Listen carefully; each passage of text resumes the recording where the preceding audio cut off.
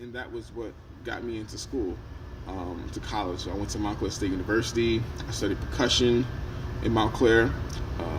Also, when I got to Montclair, I started playing piano, started playing guitar, and my actual reason for learning those instruments was to be able to play with my drum students, not actually to like perform with. It was just like, all right, I know my drum students, they need someone to be able to play with, because that's what my drum teacher did at North School of the Arts, Mr. Thomas Price, who is actually still there. Mr. Thomas Price is still there. He's the man.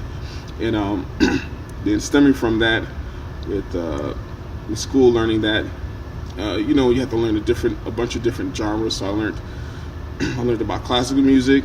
I learned about jazz. Then my own leisure time, learning more musically about funk and then hip hop, soul music, Latin music, a whole variety of sounds.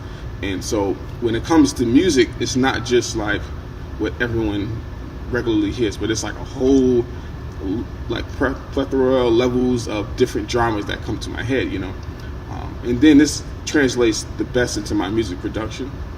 And then after that, I actually started to get into singing. Singing is actually the most recent thing. Singing. Yeah, it's interesting. It's the most recent thing. So tone to that music. Yeah, so listen, another interview would be the whole issue of, I believe that jazz is classical music, but that's another interview. I feel you. But I love what you do with putting your new songs and your ideas out on your timeline. I like the song "Breathe." Is it "Breathe"?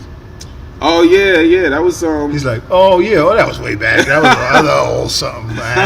Well, it's funny because that whole entity is called Beat Haven, and it's weird because it's like two or three entities as one, right? So you have me. I have my own artistry, right, and then Beat Haven is actually a band, right? Nice. Okay. That was started out with me and my good friend Anthony Frieda. We started that out, and we're trying to bring people along inside of the band.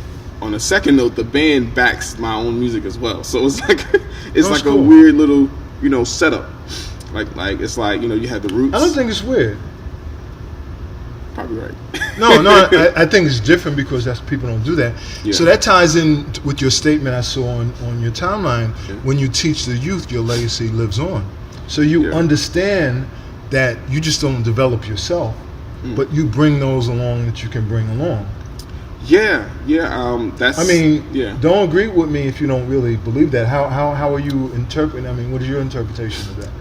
I would say my best interpretation is that information that you learn, there's no need to hold on to it and hold it as something. The same thing. So something so like sacred you can't pass it on. Now, there's certain things that you might want to wait to tell someone, but at the end of the day, it's good to tell them. Right. You know what I mean? Because it can influence their life. And a lot of times there's this mindset with people that if they tell something that they know, that the other person is going to use that secret and try to take what they have. But it's not really the case. There's more than enough to go around. Creativity is too broad for that. Yeah. And so tell me, who do people say you sound like when you sing? Man, I've heard that I sound like Dwele. Neo soul. A little neo soul, yeah. It's weird because I don't really get that. What do you mean? What you don't get? When you say you don't get people saying that you sound similar to other people? No, I don't get that. Well, when I heard you, I was like, oh, I almost cursed. I almost cursed on my YouTube. No, but I didn't. I caught myself.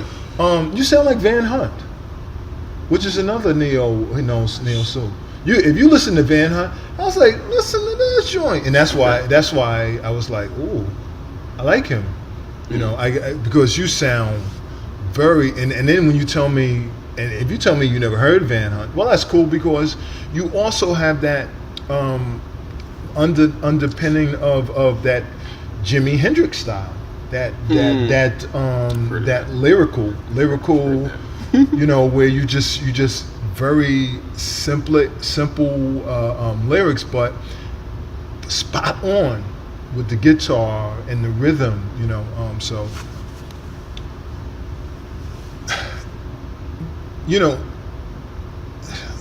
I wanted to talk to you because, like I said before, I like the whole idea that you get it, that this whole artistic thing is something that you need to be sharing, and I think that's different than what we see in our musical circles that we admire.